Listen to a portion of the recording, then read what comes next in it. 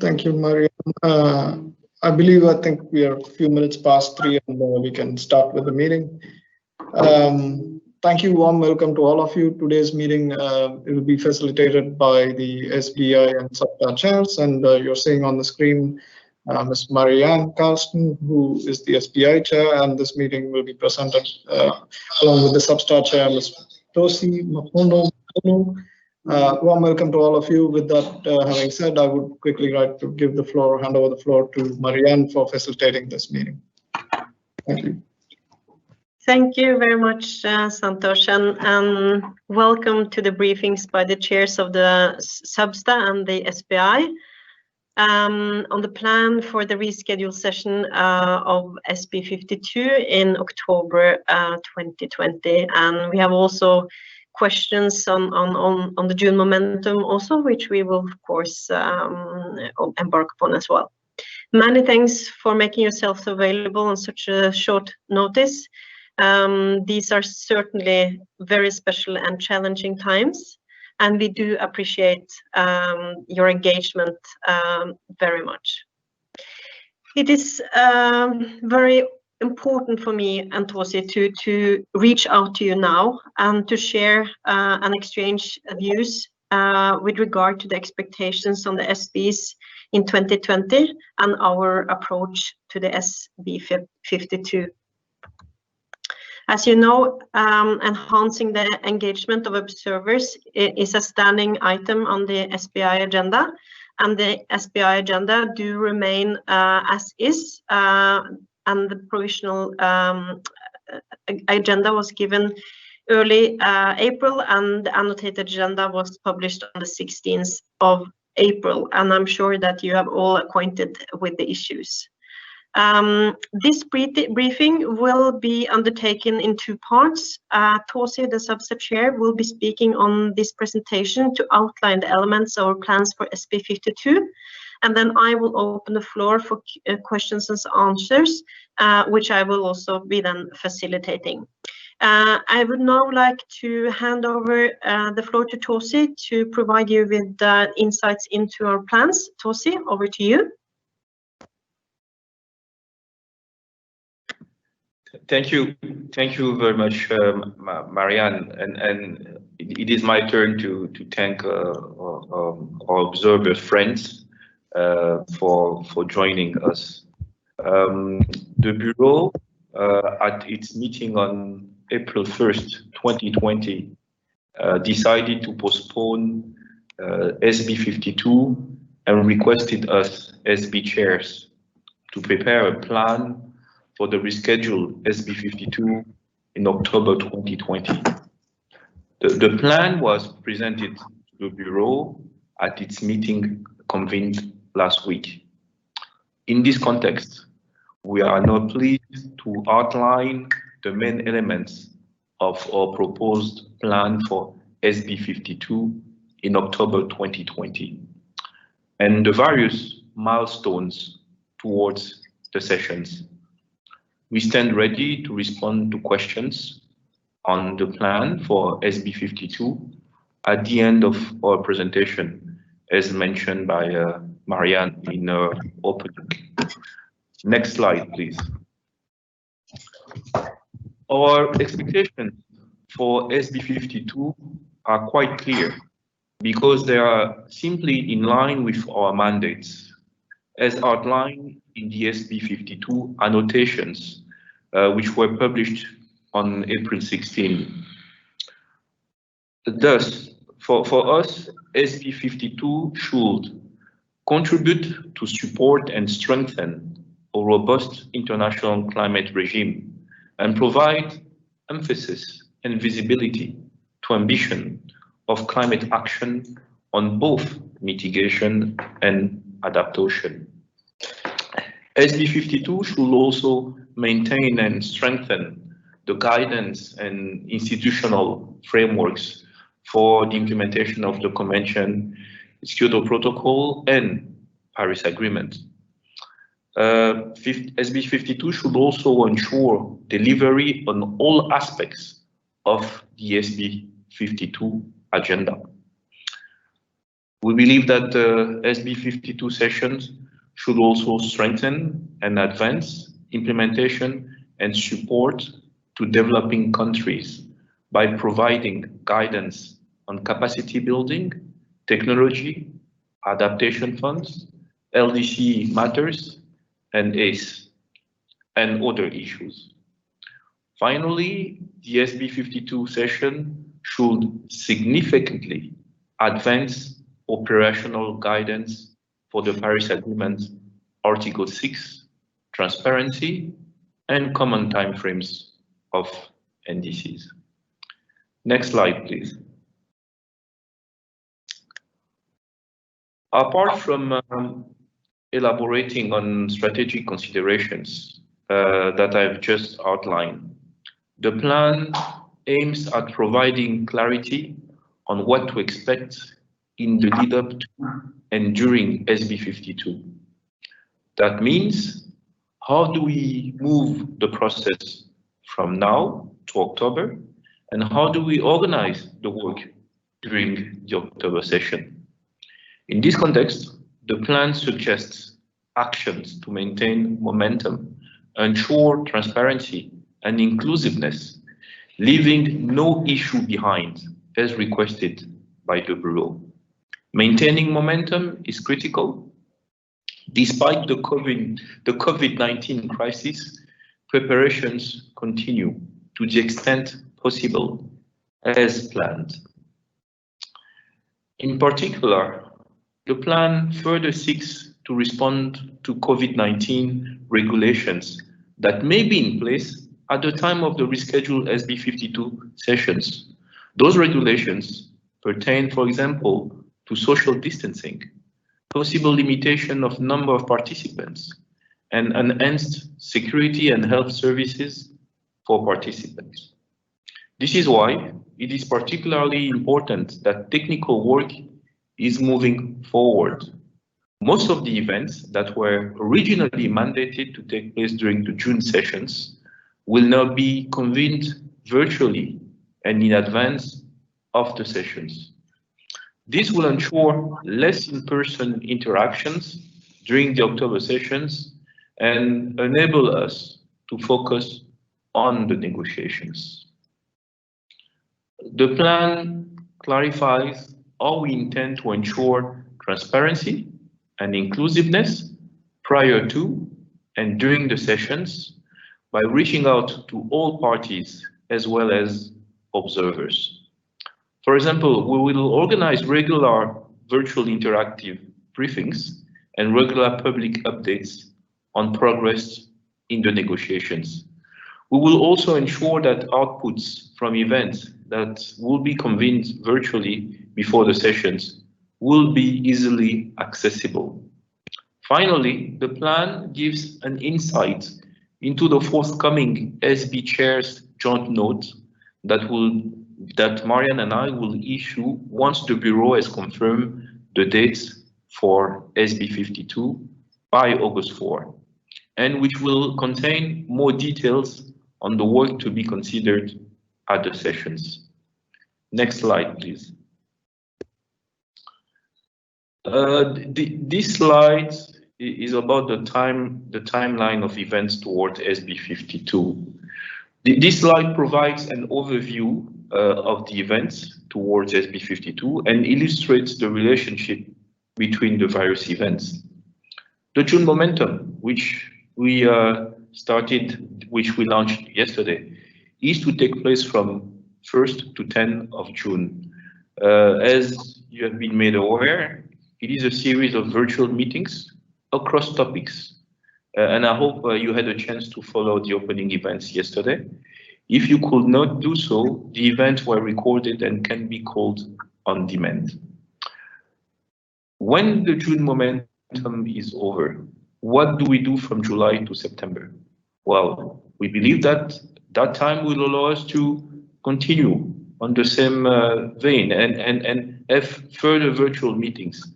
We could, for example, have virtual meetings on some of the issues pertaining to the unresolved matters about the Paris rulebook. We could have a meeting, for example, on transparency. We could have meetings on Article 6 and common timeframes, because we need to resolve the Paris rulebook. We've been kicking the can since Katowice. We could not finalize the work in Madrid, so we need to make as much progress as possible so that when we meet in COP26, we can finalize that work. So we hope that from July to September, we'll be able to have meetings where we're able to make some of the issues more mature and ripe for decisions. The SB 52 session, it's going to take place from 4 to 12 of October. The SB 52 session will consist of in-person meetings, negotiations. As regards in-person events not related to negotiations, we hope that those will be scheduled in the pre-sessional period and probably outside of the premises, so that we can take into account the social distancing requirements that will probably be in place. And we hope that we'll have in-person events such as the local communities and indigenous peoples platform, Coronavia, research dialogue, and the conclusions of the gender and ACE events, which will mostly be convened virtually prior to the session. From November to December, what do we do? What do we do from November to December? Once we have met in Bonn in October, from November to December, we hope that we can continue and have more virtual meetings. We could have a meeting on Coronavia or other suggested topics. We can go to the next slide, please.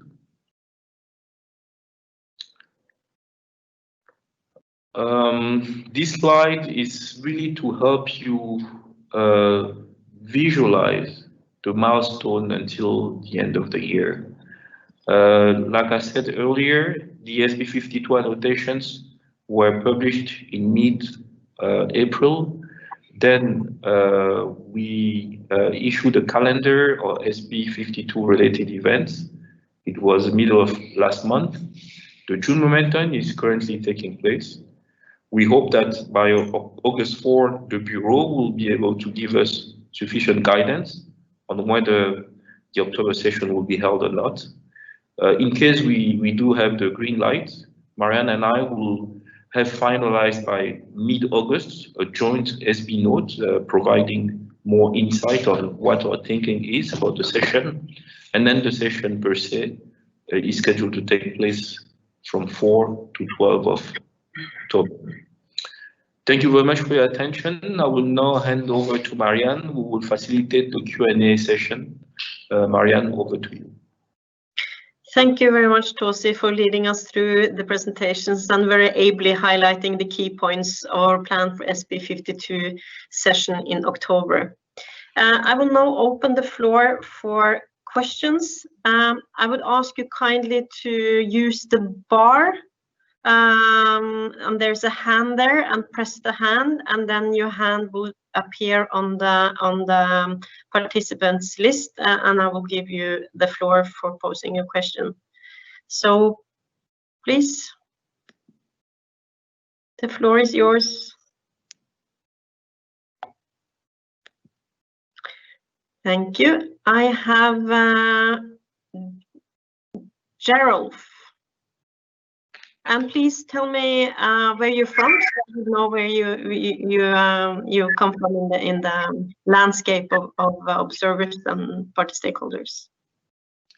Yeah, thank you, Chair.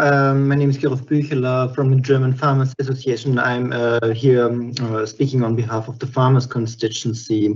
So very interesting to see the plan for the SB sessions, and we as farmers are particularly interested in the progress and how the Cornivia joint work on agriculture will proceed. So what does the postponement of the COP26 mean for the Cornivia joint work program on agriculture, as parties were due to report to the COP on progress and outcomes of the work including on potential future topics in November this year. So now we have the postponement of the SBs and of the COP, and the Cornelia joint work should come to a report in November this year. So we're interested how this will influence the future work on agriculture. And you mentioned that there will be before December, there might be an additional meeting on the Cornelia work. So what could this be? Will this be a meeting outside of the Cornelia roadmap? And in March, there should have been a meeting also outside of the Cornelia roadmap. So what will happen to this meeting? Will this be rescheduled somewhere between the SB52 and the COP26? Or what will happen with all those Cornelia meetings? Thanks. Thank you very much. I will collect a few questions, and thank you for these two very good questions. And I will collect a couple more before I hand over the floor back to Tosi. We will then have the questions from Bridget from the Women's and Gender. Bridget, you have the floor. Hi, thank you so much. And just to say, it's really great to see you, Marianne, and Tosi in these roles, and looking forward to working with you in this time. Thank you for putting forward that presentation. It's really useful. I think we're all looking for paths forward now, and timelines to put, and dates to put our momentum and keep momentum going on certain issues. I guess there's some questions about how will it be managed, or what's going to be put in place to try to make sure that the meetings that are happening outside of the official process are linked to the process itself, because I think that we all know politically that within the context of the UNFCCC, it can be, the process is deeply political, and how it happens is political, and how to make sure it's inclusive. So one thing is just an overall how you as chairs of the SBs are thinking through ensuring that those meetings are accessible first to, of course, in terms of from parties' perspectives, dealing with the issues of translation and time zones, and making sure that all of the groups, as well as all of the individual country parties, are able to have a say. It's obviously something that is a concern more broadly as more and more diplomacy and multilateralism is moving into a virtual space. And then, of course, is the question of what does stakeholder and observer participation look like? I think that we've also seen in the past where certain meetings were moved into a space prior to the SBs, that sometimes those spaces weren't open to observers, depending on the topic, et cetera. So just some questions on both, what are the thoughts that you're already thinking through, because I'm sure there's been many questions about how this is connected to the overall process. And, even just, I was just talking to some of my colleagues about, I don't believe that these June Momentum calls have translation, which is, and I'd be interested to be corrected if that's incorrect. So, that's a little surprising to me, because I think at a very basic level of inclusion, making sure that different languages are available is there. So beyond just that, what are the broader sense of criteria and concerns that you're thinking through from both a political process level as well as a practical process level? Thanks. Thank you very much, and I think I will give the floor to Tosi for his first response, and then I also can come in with some comments if necessary. But Tosi, the floor is yours.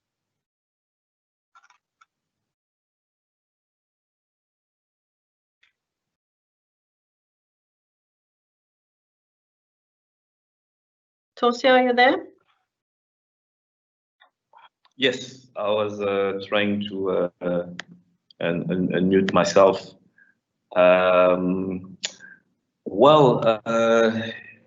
As regards the Coronivia, the work on Coronivia, and the impact of the postponement of COP 26, I just want to say that to reassure or observe friends from the farmers community that agriculture is one among many sectors under the Convention and the Paris Agreement.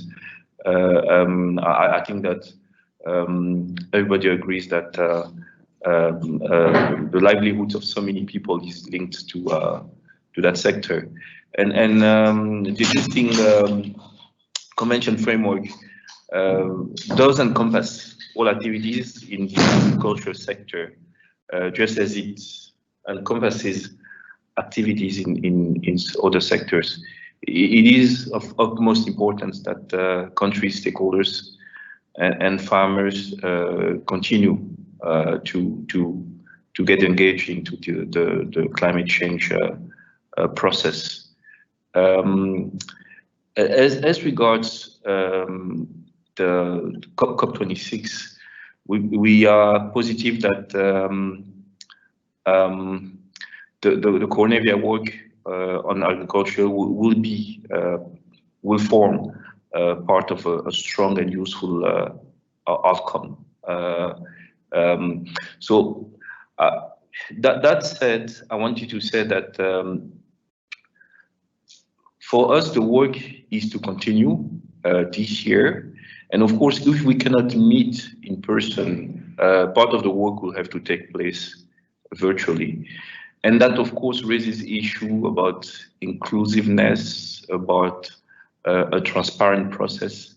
And we believe that based on the recent experience of constituted bodies who have been able to meet virtually, and I must thank the Secretariat of the UNFCCC because they really went the extra mile to make sure that no participant was left on the side. And they supported, they gave additional technical support to some developing countries members to be part of the meetings of those constituted bodies. And those constituted bodies were able to meet efficiently, they were able to engage actively, and work was done. So we hope that any meeting pertaining to the Coronivia roadmap could also be organized in such a fashion. We know that part of the work is also on the submission process, and we want the submission portal to remain open because we want to make sure that people are able to continue to make submissions, and we all know that we are finding ourselves in extraordinary circumstances, and that calls for extraordinary measures, that calls for people to be allowed extra flexibility. That's what I could say about the first question, and I'll be happy to have Marianne come and support me with her own answer. As regards the second question, or the two questions that were then asked by Bridget, we know that many meetings are taking place. I know that recently there was an OECD meeting. Yesterday in the opening we featured presentations on the Placentia Ambition Forum, on the Petersburg Climate Dialogue, and we just felt like all those meetings were happening, but none of them had the UNFCCC branding, so to speak. And Marianne and I felt like we should not lose the opportunity of the SB sessions that were scheduled in June. So we could have just taken note of the postponement of the session and not do anything, or we could have made use of that original time that people had planned in the agenda to come to Bonn. And we chose to organize this series of virtual events so that people could have an opportunity to engage on a broad scope of issues pertaining to adaptation, mitigation, and all other dimensions of climate action. Those meetings, of course, have no status per se. They're informal. They're not decision-making meetings, but they're really a space to allow people to continue to engage on this important issue, which is runaway climate change, so that we could keep some of the momentum going, whether it is technical, whether it is political. We hope that this series of events will allow that to happen. We chose to hold them in a time, usually around 11 noon to the beginning of the afternoon, precisely to take into account the different time zones people are in, because there is no perfect time to hold those meetings, people being in time zones. But we felt like using a midday start in Bonn will allow us to catch people in Asia or Pacific before they go to bed, and will allow us to catch people in America as they woke up. We also want those meetings to be as inclusive as possible, so many of them are streamlined, webcasted, so that everybody can follow. Of course, accessing to those meetings has some restraints, because we don't want, we want to be as transparent as possible, but we want those meetings to remain organized. It is important for us, for example, to have people who have registered and who will be the people who will be able to send us questions or queries.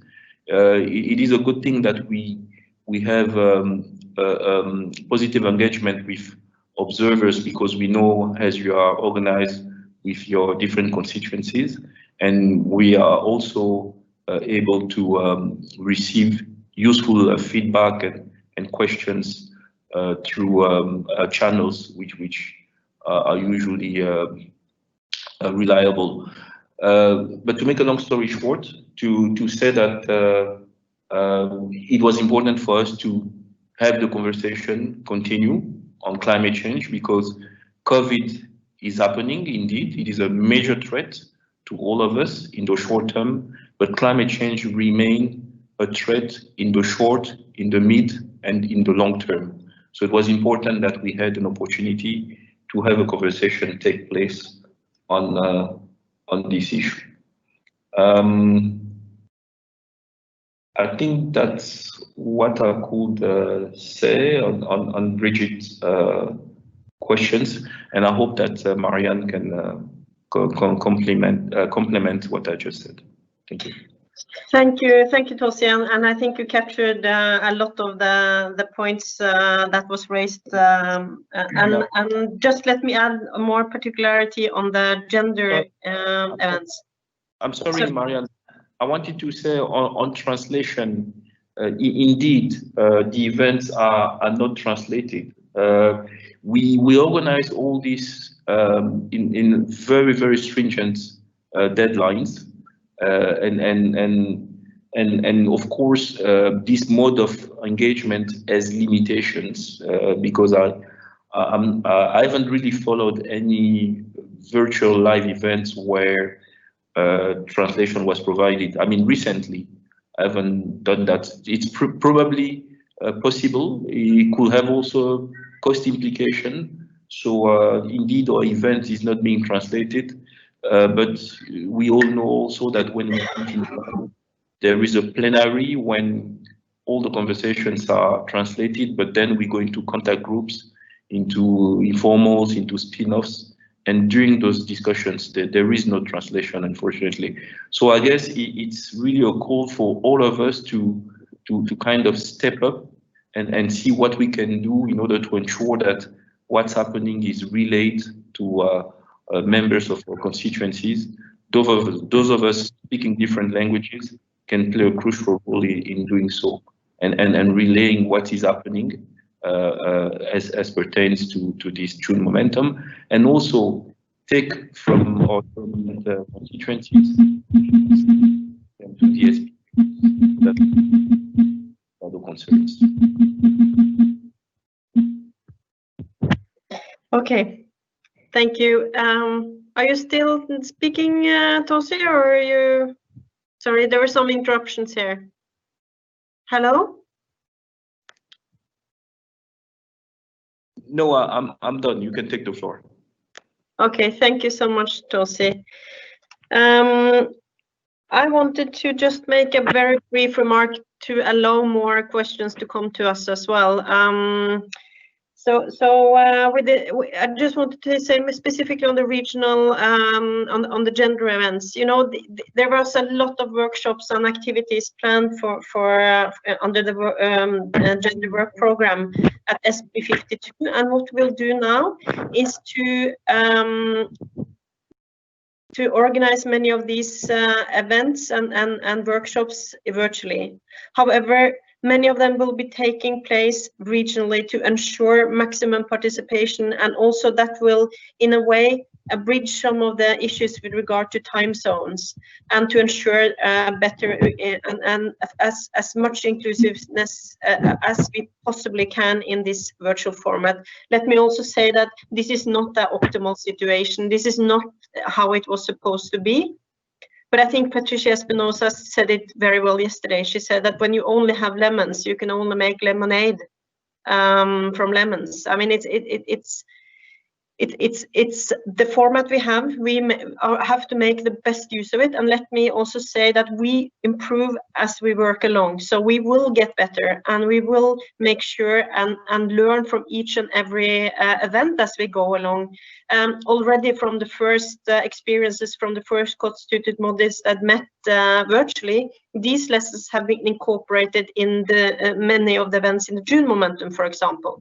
So really just to ensure that and that we are doing our utmost, and the Secretariat is working diligently every day and every minute to really try to improve and make this kind of format as best as they can be within the technical and technological limitations there is. And also on the ACE, I know that many of you are concerned with ACE. The ACE dialogue will also be conducted in a virtual setting, but then with regional dialogue. Further, both the gender and the ACE work will be then sort of pulled together, so the threads can come together when we meet in Bonn in October. So I just wanted to say that. I will now give the floor to, let's see if I have the order right. I have Gramini from IPO, followed by Maja from Bingo, and then Catherine from Ngo Can.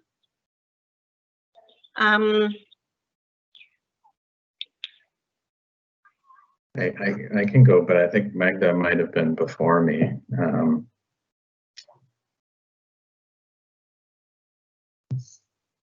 Yeah, I think we'll start for the easy. Great. So Sure, yeah, okay. I mean, and I guess good morning. It's I'm on west coast of Canada right now, so it's about 6 a.m. So I appreciate kind of the reflections that my brother Tosi shared, and just want to begin by congratulating both of you in these new roles and in how you're navigating difficult times. I'm sure this is not what you expected as you took the position of SB chairs to be navigating a complete reorganization of the sessions, and want to just say on behalf of the IPO that we're here to support you, and we do have experience in translating online sessions. We had a session a couple weeks ago with the COP presidency, and we're happy to work with you on that. I have. Sorry, I lost. Oh, I lost you? How did that go? Okay, great. Just kind of two sets of questions. One are more procedural in nature, and then maybe more substantive. And I guess in terms of the procedural question, I guess I'd like to hear just any of your reflections on what would happen if October was not possible, and how do we maintain momentum, recognizing that even after October, there's a long duration. And in that organization, I'm interested in whether, when referring to physical distancing, whether there be limitations on the participation of constituencies, and how are we supposed to manage that with our membership? And then more practically, in the organization of virtual meetings, you know, translation is one dimension of accessibility, but what about those persons living with disabilities, those who may not be able to participate in the same ways? And this is, I think, a spirit that we're interested in uplifting as we go through kind of the organization of different SB events. And then I think more substantively, as you both embark on your new roles, there's around 60 to 65 different decisions and or reports that reference Indigenous peoples and traditional knowledge within various bodies of the UNFCCC. One obvious one is the Local Communities and Indigenous Peoples platform, and want to honor TOSI's participation in that. But we're interested in understanding, you know, what steps from your perspective you can take to reflect the ongoing work of these different decisions, and how can we maintain that momentum. And so I want to say Chimigwech and look forward to your responses. Thank you very much. I will take now the questions from the bingo, and I had and let's see, I had Maja. Are you there? I can't see you on my list, but I hope you're there. Yes, I'm here now, and really apologies for earlier. Oh, no worries. So this has been incredibly helpful to understand what the plans are for the end of the year.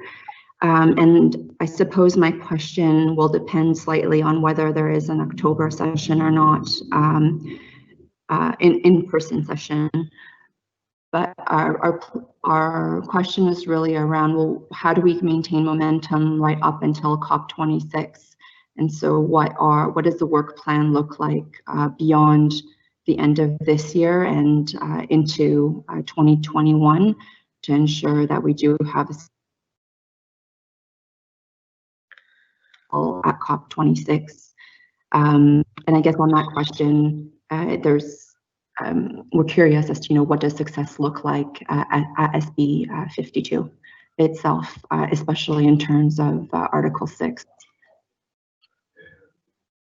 Thank you. Thank you so much. And thank you for well-placed questions. I now have Catherine from the ENGOs, CAN International.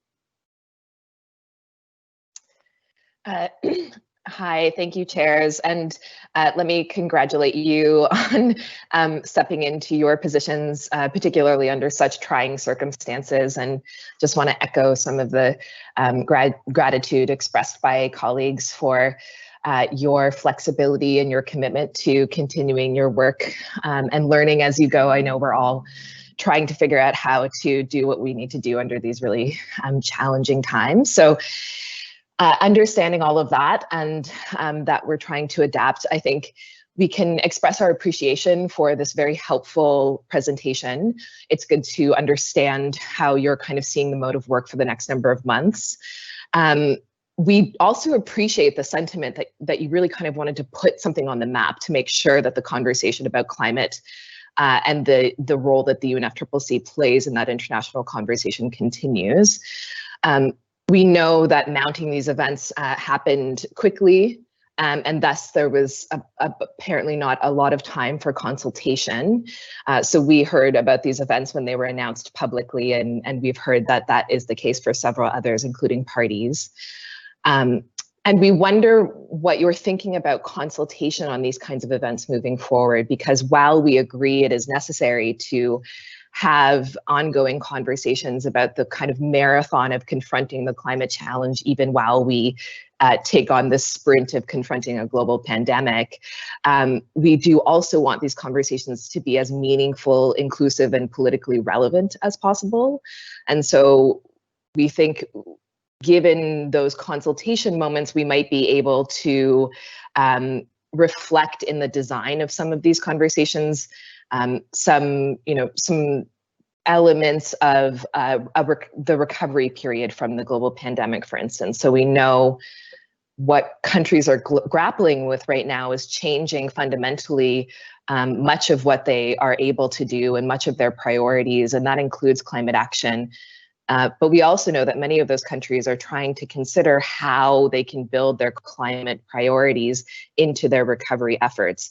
And the UNFCCC has a really critical role in helping to shape those conversations. And so we are curious whether there will be opportunities moving forward to ignite some of those conversations and perhaps mold future events such that they are responsive to this political moment. And then I have a few more questions that are quick on the meat of the negotiations themselves. So of course, a few areas that are quite important from the ENGO perspective are on Article 6, on the enhanced transparency framework and common timeframes. And we're curious whether the chairs are thinking through ways of, are intending to move forward work on these areas and how you will be moving those conversations forward. Thanks. Thank you very much. And I hope really that you listened to yesterday's opening, because the recovery process, a sustainable recovery, and the need to move forward was really the red thread throughout the day. So I hope you participated in that.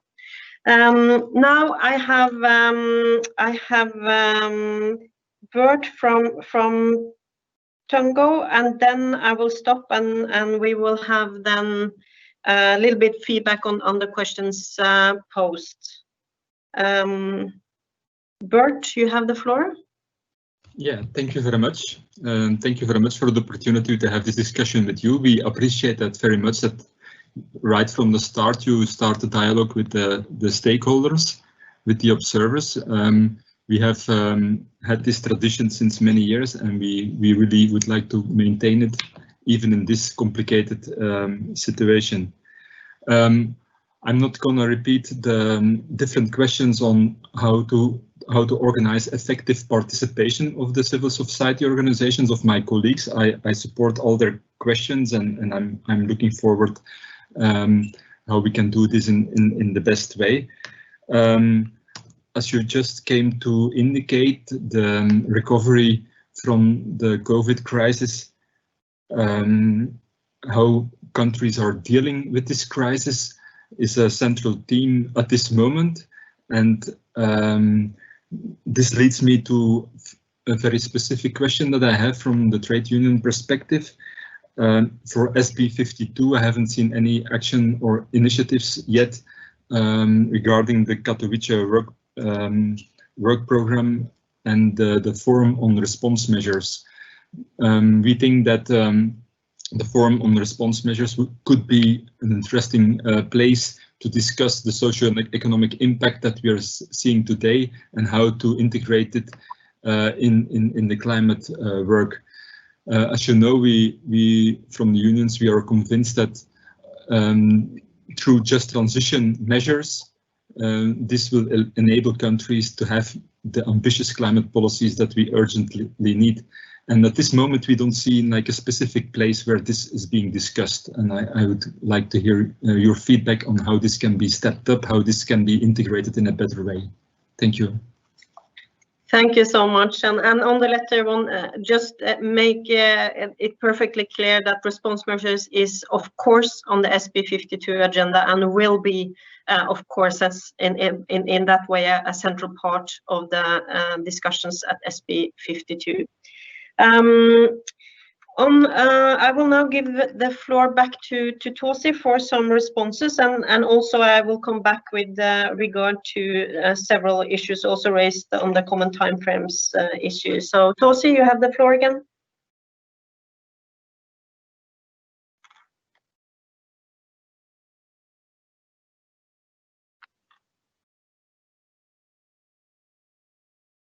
Are you there, Tosi? Yes, I'm here. Yeah. Okay. I think the first question was from Grim, and I guess nobody can know at this stage what measures will be in place in October. We can only hope for the best scenario possible, and believe that the constraints or regulations will not be so stringent that we are not able to hold a session which is as inclusive as possible. Usually when we go to the World Conference Center in Bonn, we are about 2,000 to 3,000 people in that venue. So in October, if social distancing is in place and that we have to sit down together in rooms where instead of having our elbow touching each other, we need to be at a distance of 1 meter, of course, then that would imply less participation.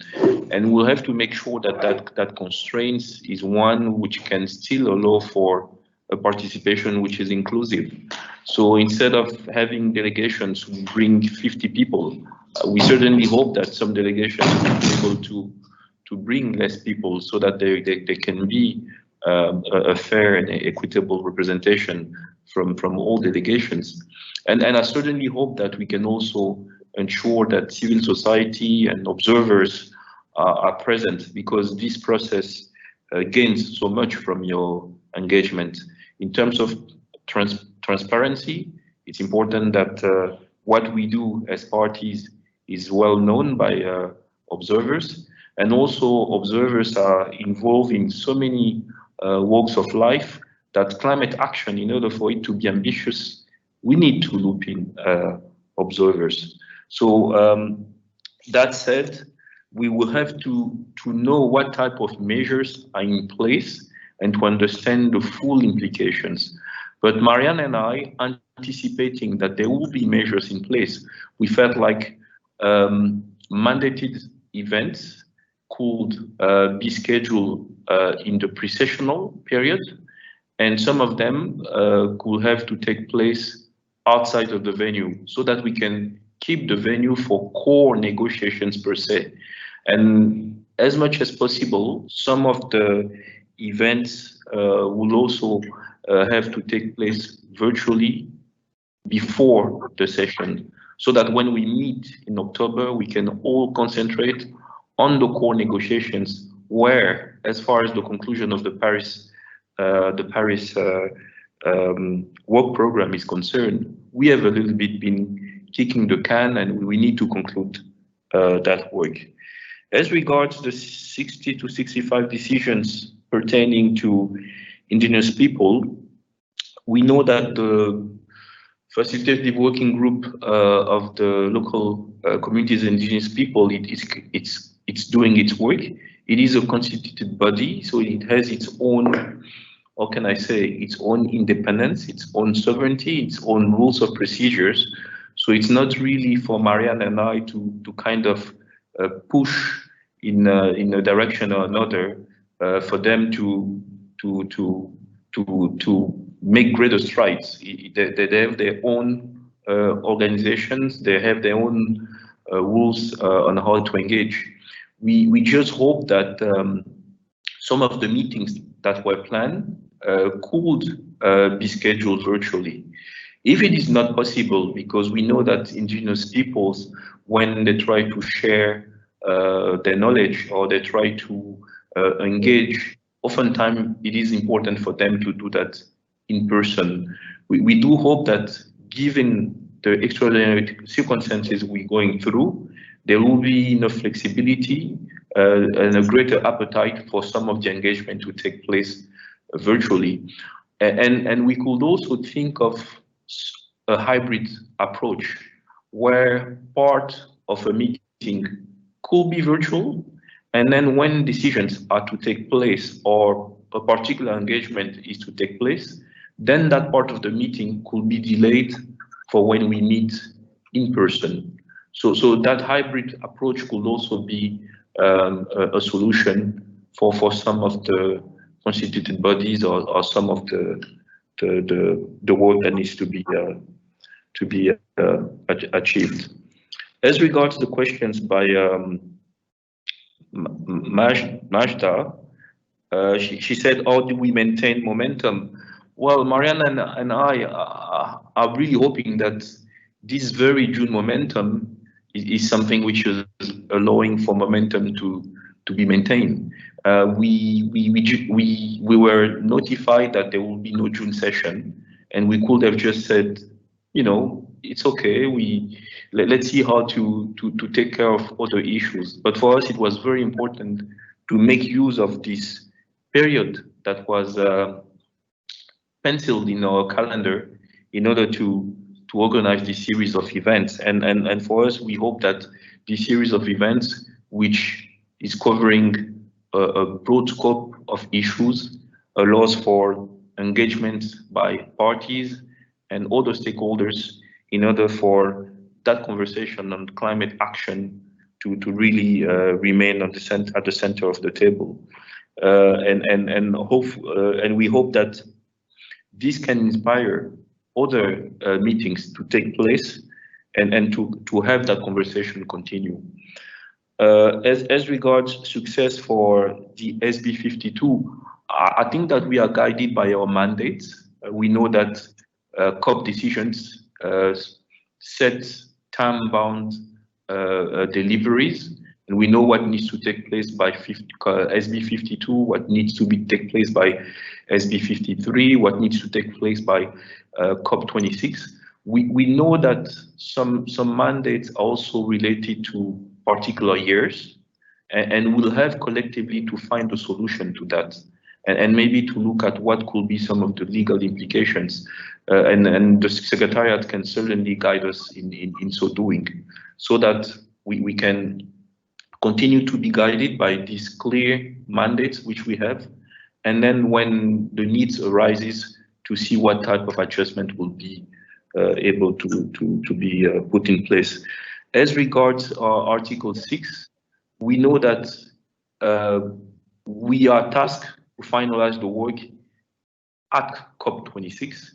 COP26 is now happening in November of next year.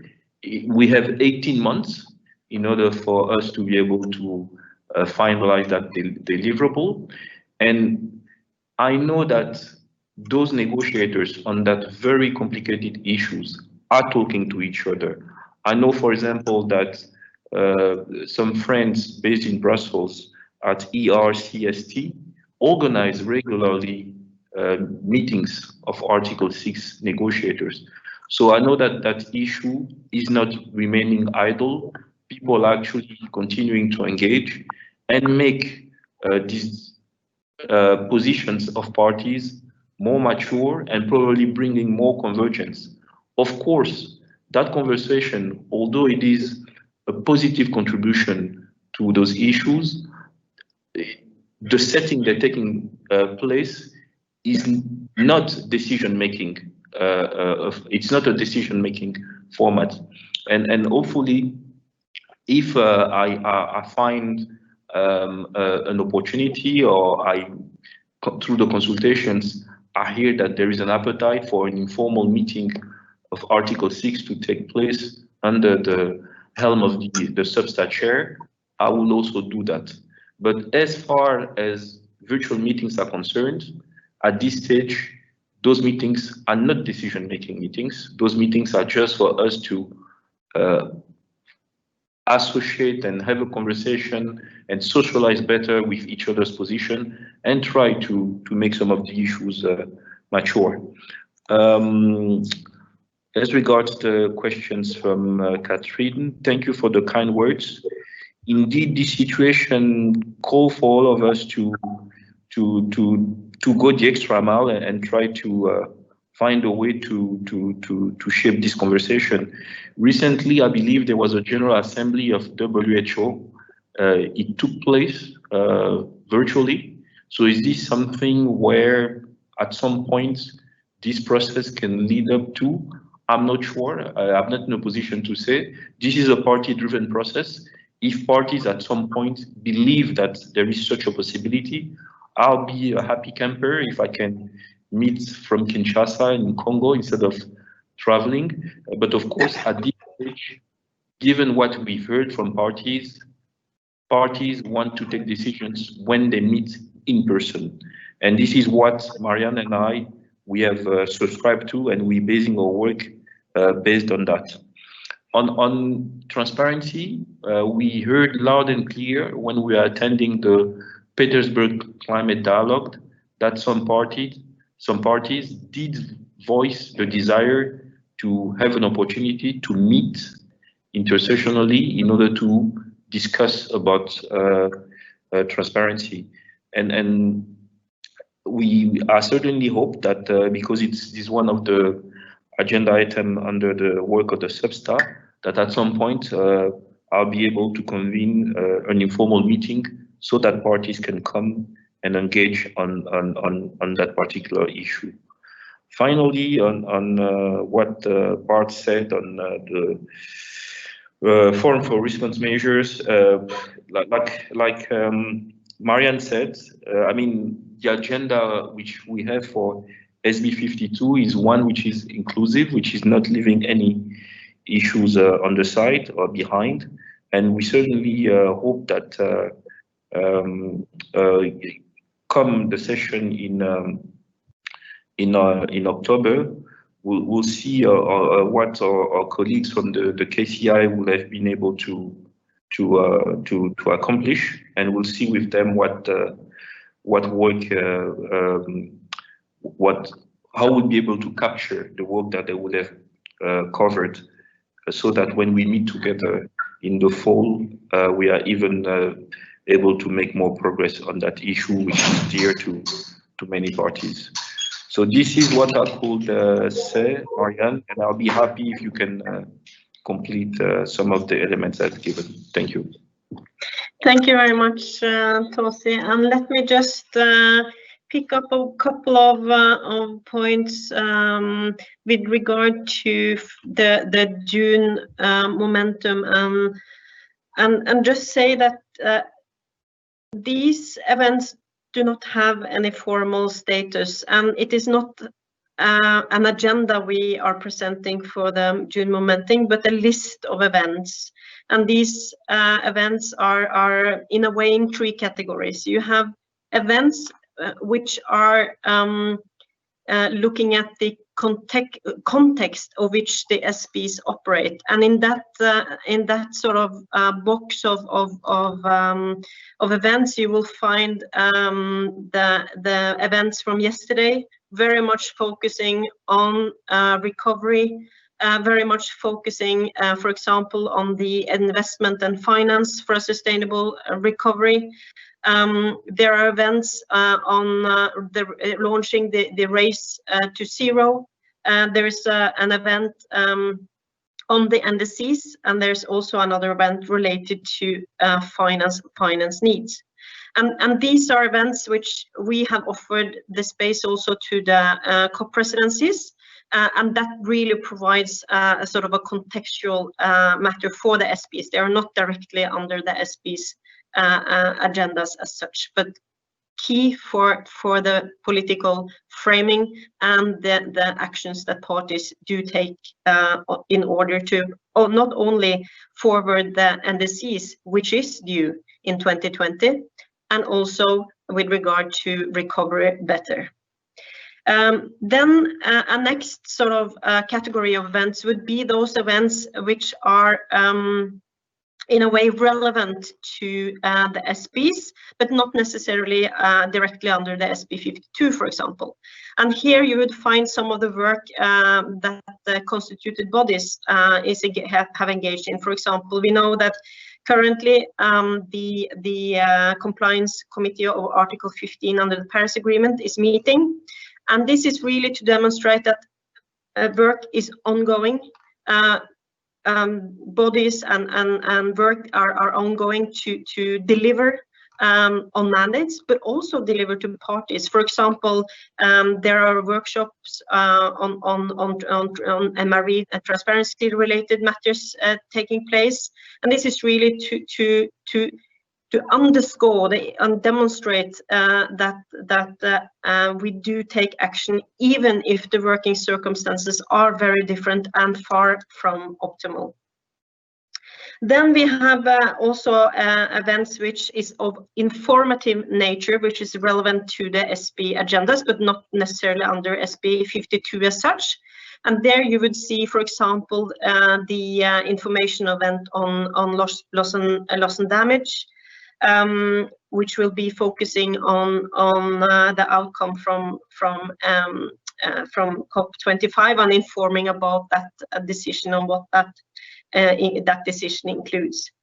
Then we have events which is more directly related to SB 52, and that, for example, you have the Durban Forum. The Durban Forum this year on capacity building will focus on capacity building needs for the enhanced transparency framework, and we know the importance and the really core capacity building issue is to enable developing countries to embark upon the enhanced transparency framework. And that really dives into substance on that issue. There will also be activities that is launching SB 52 related, SB 52 mandated activities. And that goes, for example, for the launching of the ACE, and that is really an opportunity to make sure that all those who can come in and listen to that and take part of that event can be informed about the approach that we are taking. And I think that is a way also to enhance inclusiveness and transparency of what we do, to make sure that people can come in and listen to what kind of organization do we foresee with regard to this virtual series of event that will constitute the ACE dialogue, and likewise with the gender, and also with the technical expert meeting on adaptation, which this year will constitute of a series of different events and activities. So in a way, that would sort of explain a little bit the outline of the June momentum, bearing in mind that this does not prejudge, or in any way have any formal status. So these are special events and complementary events, which Tosi and I do convene under our authority. Then with regard to, I think with regard to the common timeframes, yes, the common timeframes is certainly on the agenda for the SB 52. You may know that it was deferred through the exposure to the common timeframes for a Rule 16, which means that we have in a way lost a little time, but now it's time to really pick up and make full speed to COP26 and to ensure the best possible outcome and land this key issue for the dynamics of the Paris Agreement. Then I think that will be responding to the questions we have for now, and then I have the following order for the next round of questions. I have Beth from Ringo, followed by Marie and Hita from Yongo, and then we have a written questions from the LGMAs. And could I ask now Beth from the Ringos to take the floor? Yes, thank you so much. And I just want to reiterate the thank yous to both of you from Ringo for serving in these roles at this time. Most of our questions have been asked and addressed, but there is one that we wanted that has not yet, so we wanted to highlight. We have a question about how the scheduling of COP26, what that means for the African leadership of COP27, and how that will, how the presidencies will continue to work together through these delays with respect to the political leaderships. And thank you. Thank you so much. And I now have Maria and Hita from Yongo. Yeah, thank you so much, Mary Claire. We have a very specific demand to bring forward, and together with IPO, the Indigenous Peoples, and the Women and Gender in regards to the Climate Technology Center and Network, we have been engaging in the last years, and we now have sent you today also the official letter that we want in the renewal of the constitution for the CTC and board, want to demand 3 additional seats in the advisory board. Later, at the moment, later this year, they would have been renewed, and yeah, we would like that you take this into consideration. At the moment, there is Ringo, Ingo, and Bingo already have a seat, and it's very important to us, especially when we talk about transparency and inclusiveness, that these 3 constituencies will be considered and also will be granted 3 additional seats in the advisory board. Hita? Thank you. Yeah, we have one question, you already spoke about loss and damage, but we were also wondering, just echoing about how loss and damage will have a space in the negotiations in the airspace, and how much priority that be given, especially when it comes to COVID-19 and the impacts that we've seen, along with the impacts of the climate crisis. And I speak personally, as sitting right now in Mumbai, we're currently experiencing a cyclone today. So it's a little emotional moment for us to talk about loss and damage and how that is actually exacerbated by the health crisis. Thank you. Thank you. Then we have a question from the LGMA. Yes. Can I intervene? Yes, please. So, first of all, thanks for the Secretariat to enable me to interact. I'm now in a bit remote connection difficulties, but I also echo. This is Yunus Arikan from ICLE, the focal point of local governments and municipal authorities constituency. Congratulations for your election, as well as a challenging period. I echo my colleagues' good wishes. The point actually you raised a couple of minutes ago is this interaction of the SPs with other processes. Let's recall, for the first time in the history, there will be no COP in a year. And for the first time, there will be more than, let's say, 16 months to prepare for the next COP, which is the most important COP for the second NDCs that we are aiming for. The logic is that, thinking about the workload of the Ministries of Environment or Climate Change, the logic is that they may be much more focused on NDCs as a prioritization. And my question is, how could we help your SP chairs' engagement in the process in a particular position is that there's no decision from COP25 on raising NDCs ambition. It's a frustration we all know, but there is a decision from COP24, paragraph 37. It says that parties could be encouraged from the Talanoa experience to enhance their NDCs. So that someone has to take this decision to remind the parties that when they are working at home, and the sub-observers that we are engaging in the UNFCCC process, we're also engaging with them at the national level, local and regional governments and others, stakeholders. If SP chairs can take a proactive approach and remind, for example, in their concept notes, to recall the parties that there is a decision there is a legal, let's say, binding decision from COP24, which refers to raising ambition of NDCs. And if this can come from the SPs, that may be encouraging or helping our efforts at the national level when we're trying to raise their ambition and this ambition of the NDCs. So we know it's not in your mandate directly, but we are in extraordinary moments, and maybe extraordinary moments could offer you extraordinary opportunities within the procedures of UN processes. We all know about that.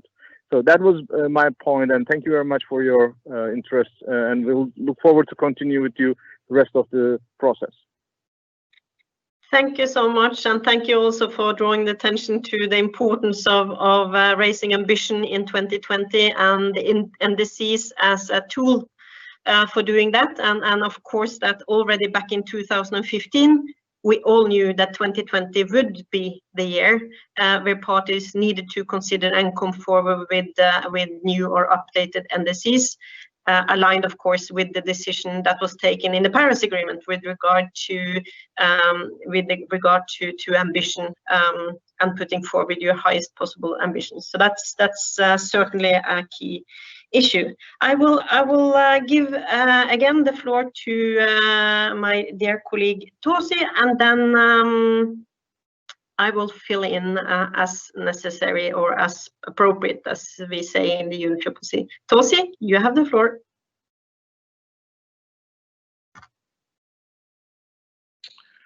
Thank you very much, Marianne. And I think as we have 15 minutes, maybe this might be one of the last rounds of questions.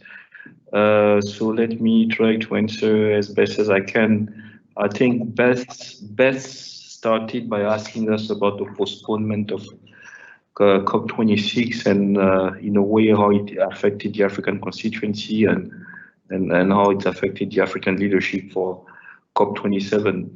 I think we have all agreed that we are going through extraordinary times, and this calls for extraordinary measures. And basically, it was not feasible for the incoming COP26 presidency to host the COP this year.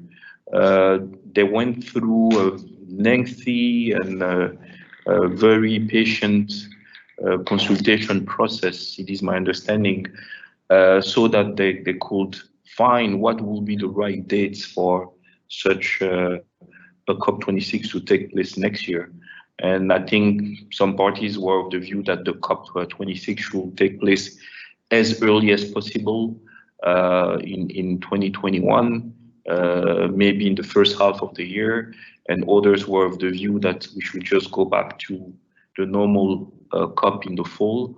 And it is my understanding that finally, after that long process, the decision was made to hold that COP next fall. November of next year. And I believe, and I'm not in a position to speak for the African group, but it is my understanding that the African group showed a certain degree of flexibility to move COP27 in 2022.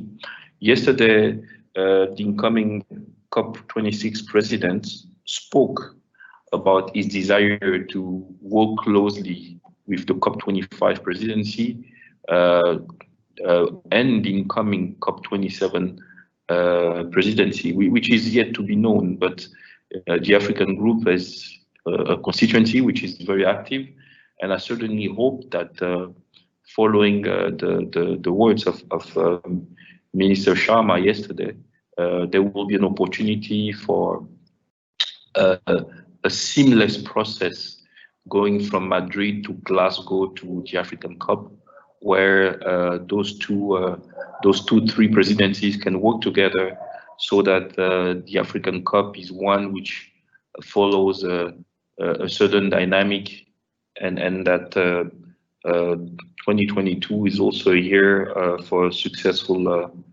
COP. This is what I can say because I have no mandate to actually speak on behalf of the African group. As regards loss and damage, it is not on the agenda of GSB as far as I'm concerned, I believe, but Marianne and I will be probably on the 9th of June, I think. The info will be on the website of the UNFCCC, but Marianne and I will probably have an event next week where we can review the state of play as regards loss and damage. I know it is a very important issue for different constituencies, and it should not be taken off the table. So if we can have an informal chat on that issue so that many of us know what has been taking place in recent months, it will be a good thing. As regards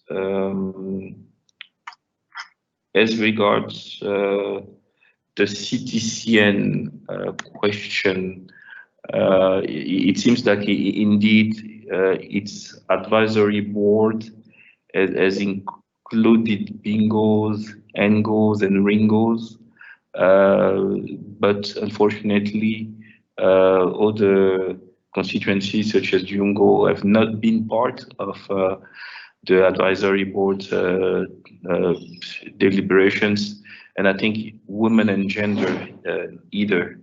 But the CTCN, however, has significantly collaborated with those constituencies, and we hope that such an engagement can continue.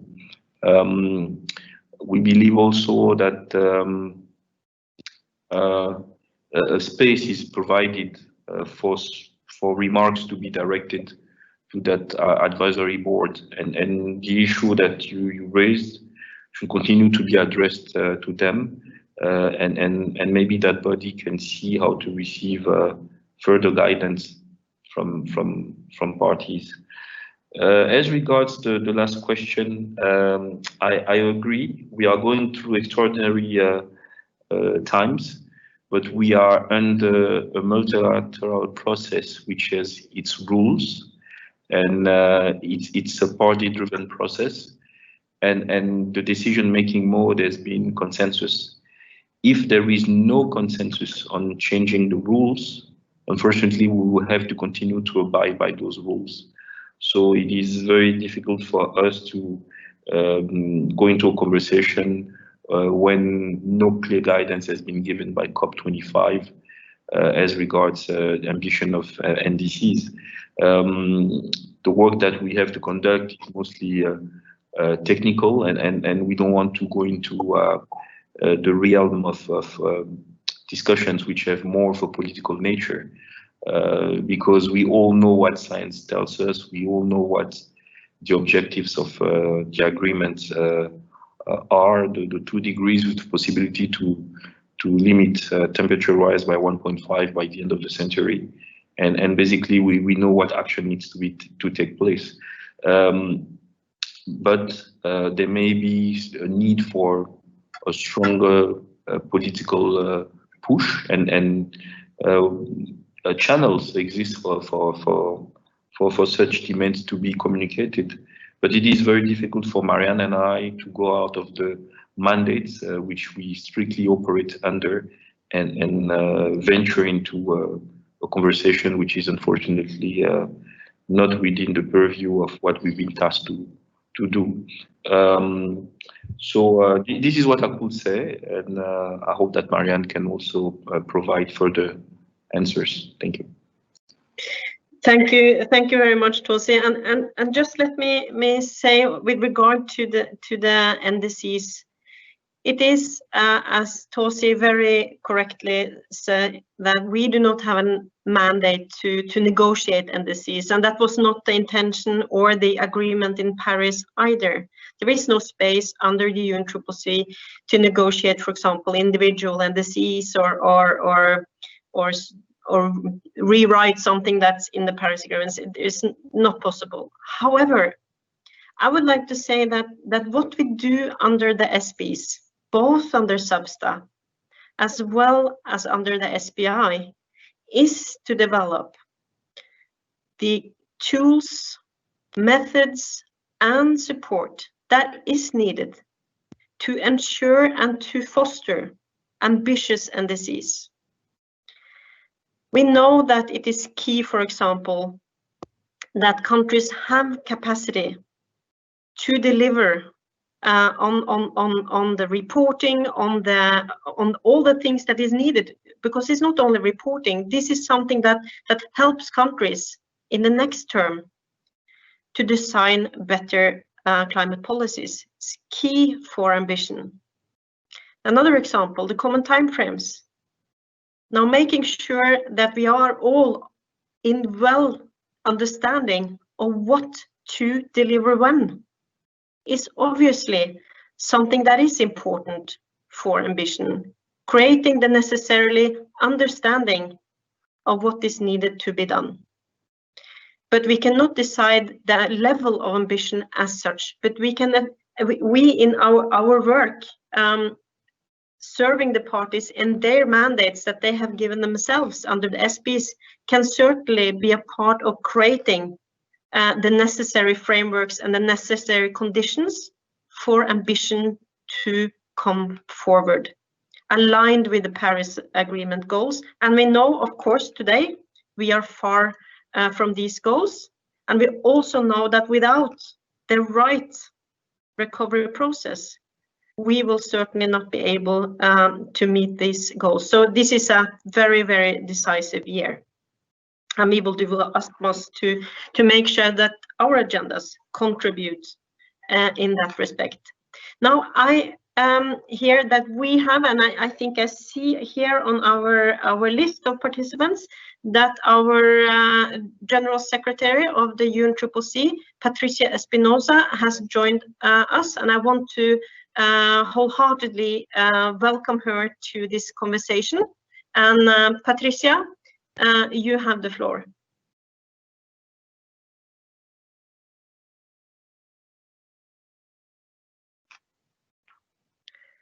Are you with us, Patricia?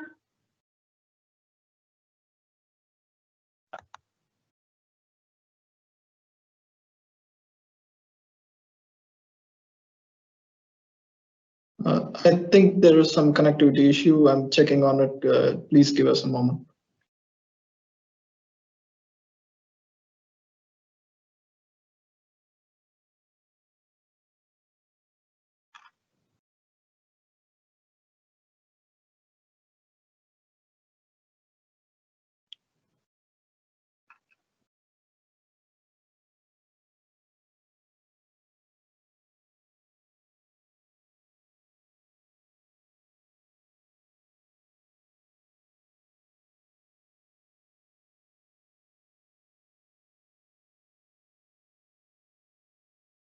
Hello. Yes, we are rectifying the issue right now. We just need one more moment. Sorry. We will, of course, wait for Patricia Espinosa.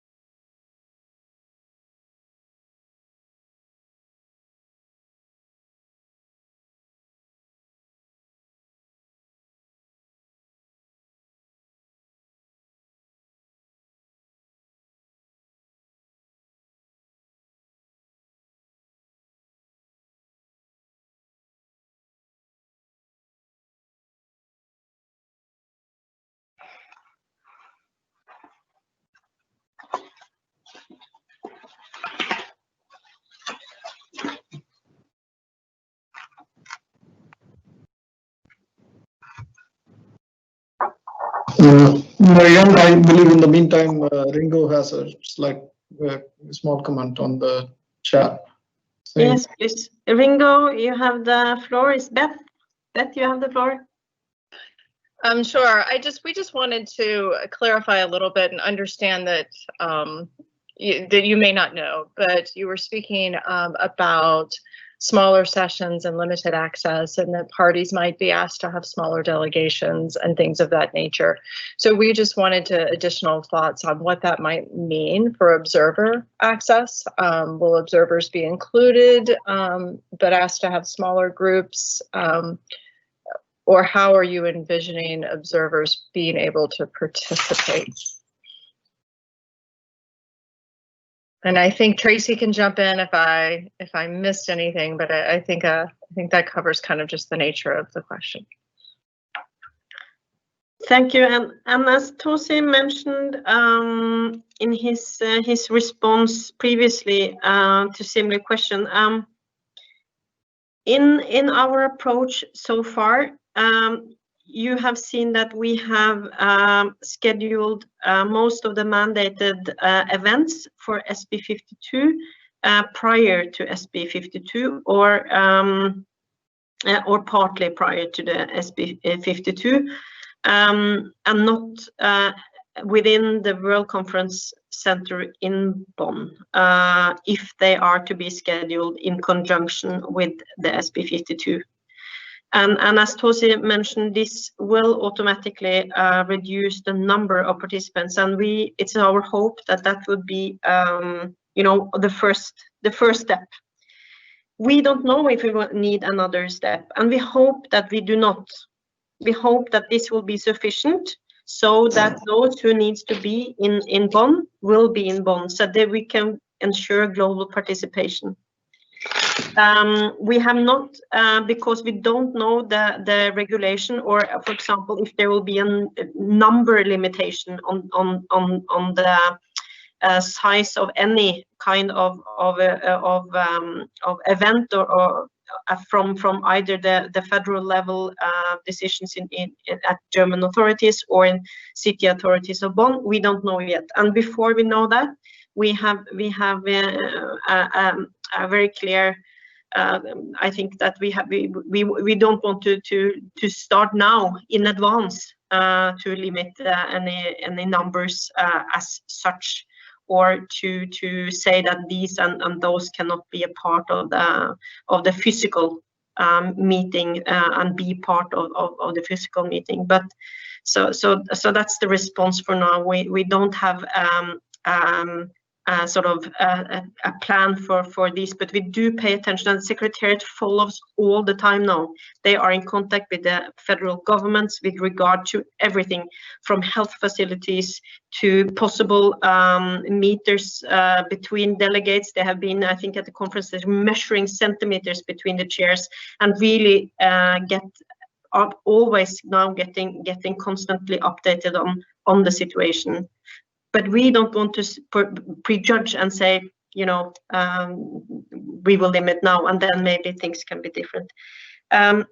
Okay, so I hear now that Patricia Espinosa, are you with us? Thank you, Mariana. Yes, I finally managed. I don't know, there was a problem. I was running from one meeting to the next, and I just want to say hello and thank you for doing this briefing, this engagement with the observer constituencies. Thank you to both of us, and also, of course, to all the participants from the observer constituencies. And as you know, we had yesterday a very productive, constructive meeting in order to build up a space for dialogue that hopefully will allow us all to benefit more from the engagement of observer constituencies. So thank you. Thank you for this. Thank you very much for joining us, Patricia. Tosi, I will now give you the floor for some closing remarks. Tosi, the floor is yours.